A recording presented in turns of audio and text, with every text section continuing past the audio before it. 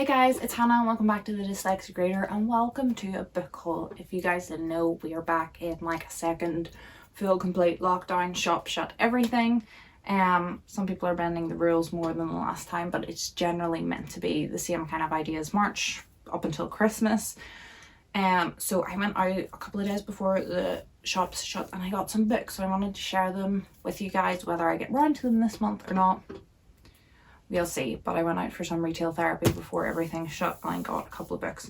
I also got a couple of books last month that I showed in one of my last vlogs, but I haven't done them like a proper haul, so I'm going to go over them first quickly. One of the ones I got was The Nix by Nathan Hill, and this is about a young boy, and when he was young his mother left. He hasn't seen her in decades, but he grows up to be a teacher. And he just kind of knows her as a free spirit, but other people think she's like a radical history and is tied up in some political things. And he somehow gets, I don't know, tangled up in her story. I bought it that long ago that I can't even remember the premise of it, but I remember it sounding quite good and something that I would enjoy, but also is different for me. Then I got Death at Pemberley by P.D. James.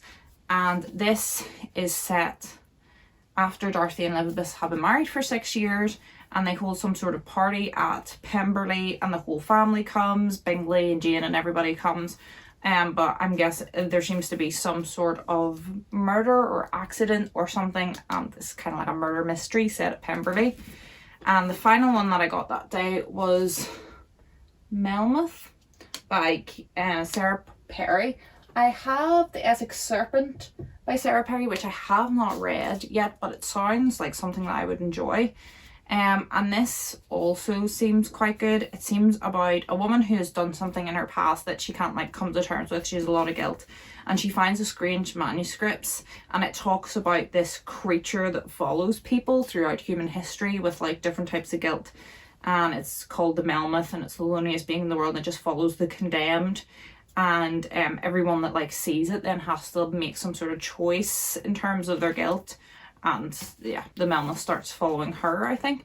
So that sounded super interesting, and I know Sarah Perry's work is highly praised, though I haven't read it. So by the sounds of what the story is, and if the writing's any good, I will enjoy it. And it has a cool foil feathered cover, which I thought was really nice. So these were the three that I got last month, and even though these were new, not secondhand, which is unusual for me, but I did get them at the pound store. So all of these were just £1 each, which was pretty good for brand new hardbacks.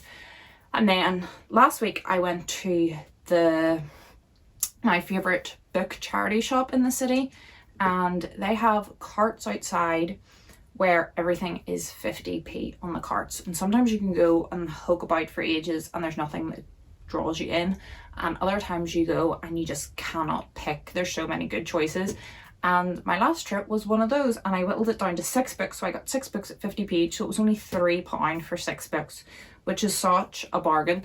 The first one is the Mayan Prophecy by Steve Allen, and this just sounds like kind of one of those crappy, cheap, quick, kind of what I would call an airplane book, like kind of like a thriller, a James Patterson-esque kind of thing. And it's set before 2012, and they obviously think that the world's going to end in 2012 when the Mayan calendar hits, and there's only like one person in the world that can decipher the code, but he's locked up in some sort of mental hospital, so obviously can't get out and get it, and they like, I don't know, he breaks out and solves it or whatever. So it just sounds like a thriller. They're probably chasing him and he has to solve this out or the world will end. Very Patterson, Da Vinci Code type thing.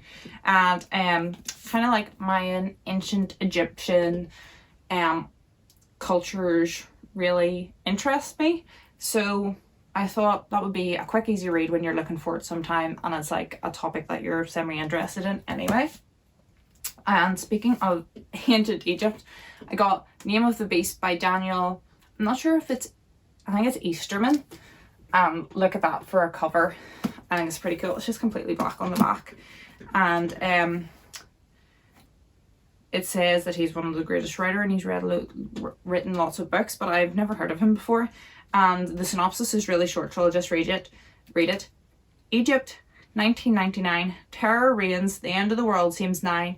An ancient mummy is discovered, but it's not what it seems. The city of dead, the just living find escape.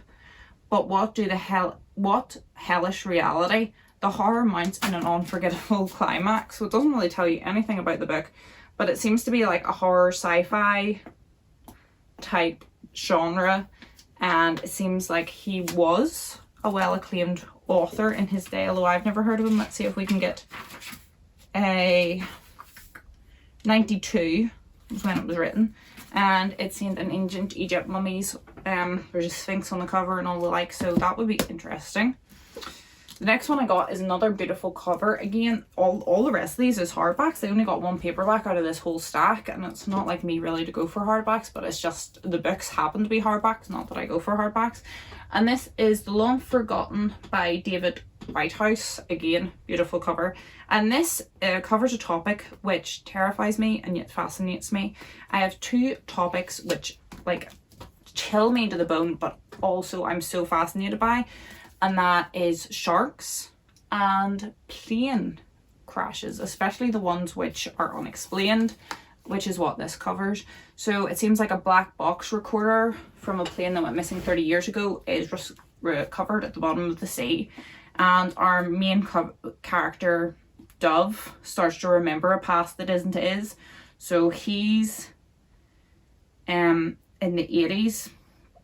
And then I'm assuming this goes back to the 50s. And in present day, or maybe it's now and he goes back to the 80s. It doesn't make it very clear, but it seems as if he's got some sort of tie to this airplane crash, and when everything has started to be trolled up again, he starts to like get these memories and has to work out how he's all entangled in it.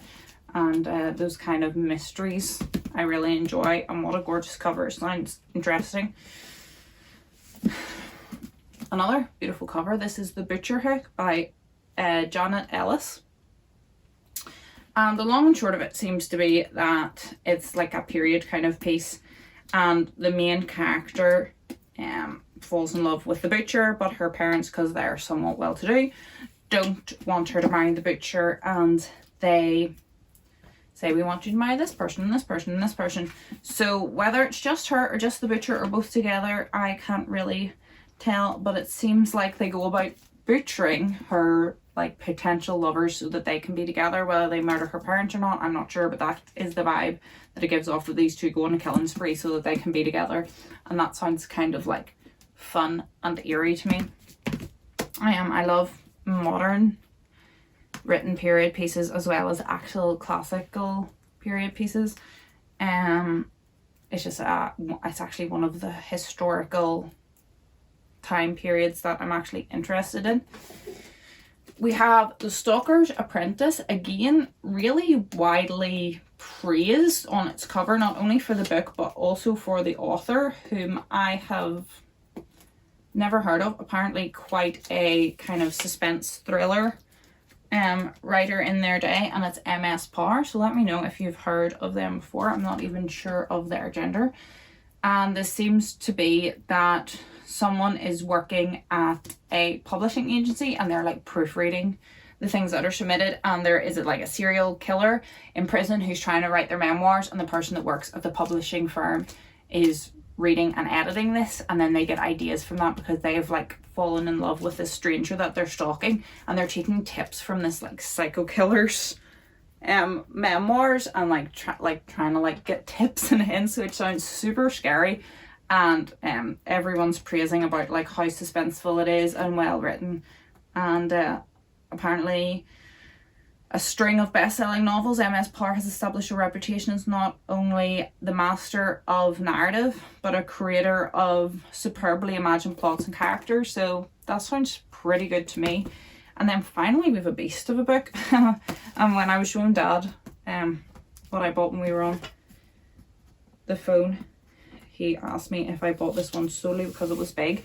And that is not the case. It sounds interesting, but I'm not gonna lie. If you're going to buy a book This is why I don't own a lot of children's books, even though I read a lot of children's fiction. I tend to get them out of the library, because if I'm going to spend money on a book, I always feel better when I either get them super cheap like this. That's a bit of a thrill, but there's also a thrill in getting big books, because I always like equate it to like how much time you're going to get out of your money. So even if I got like a graphic novel for 50p, it would be read in half an hour. But if I was to get like a 600-page novel for 50p, that's going to take me like a week to read. So I do get a bit of a kick out of it. And this is The Distant Hours by Kate Morton. And it's even got a little ribbon paper bookmark inside it.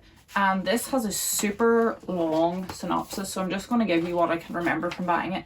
And it seems to be this woman, her mum gets a letter, and the mum becomes like distressed and emotionally distant, and then the daughter wants to find out what's in the letter, but the mum won't let her see it, do anything to do with it.